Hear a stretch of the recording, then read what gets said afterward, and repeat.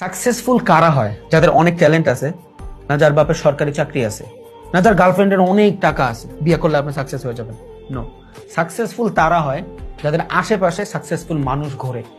Because আপনি যদি unsuccessful মানুষের সাথে ঘুরেন, যারা জীবনে কিছু করে নাই, বা আপনার ভেলা বন্ধু বান্ধব কিছু আছে, ওদের যা বলবেন মামা আমি এই বিজনেসটা করতে চাই, আপনারা দিবে ডিমোটিভেটেড করে, আরে তোরে দিগলা হবে না, কি করতেছিস এগুলা, বকর চক্কর হবে না।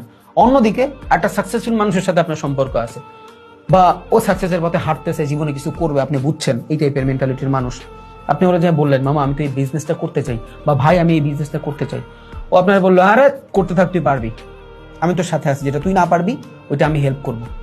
দুইটা সেম জিনিস পুরো পার্সপেক্টিভ চেঞ্জ করে ফেললো। বিকজ একজন আপনারা ডিমোটিভেটেড করতেছে, আর একজন আপনারা মোটিভেটেড করতেছে।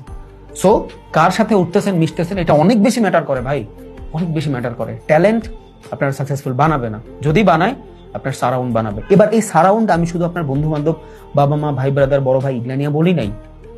আপনি কি দেখতেছেন, কই যাচ্ছেন, কি করতেছেন, কেমনে ভাবতেছেন, এগুলো সবই আপনার সারাউন্ড।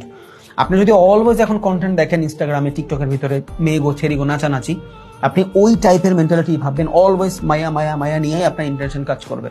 বাট আপনি যদি দেখেন ওই মানুষটা এটা করছে, ও এটা করছে, ও বিজনেস করতেছে, তখন ওই কন্টেন্ট কনজিউমের কারণে আপনি ওর মতন হওয়ার ট্রাই করবেন। তখন কি হবে, আপনি বেটার একটা লাইফ বা বেটার একটা গোল সেট করতে পারবেন ভালো একটা লাইফের জন্য। তো ম্যাটার করে ভাই, কি দেখতেছেন, কার সাথে মিশতেছেন, এগুলো অনেক বেশি ম্যাটার করে। সাকসেস, ট্যালেন্ট, টাকা দিয়া আর অনেকগুলো ভালো বন্ধুর মাধ্যমে আসে না। একটা বন্ধু যথেষ্ট 100টা উল্টাপাল্টা বন্ধু বান্ধবের থেকে। সো যদি এই টাইপের একটা থাকে থাকবে, যদি না থাকে একা থাকেন, ভালো থাকবেন।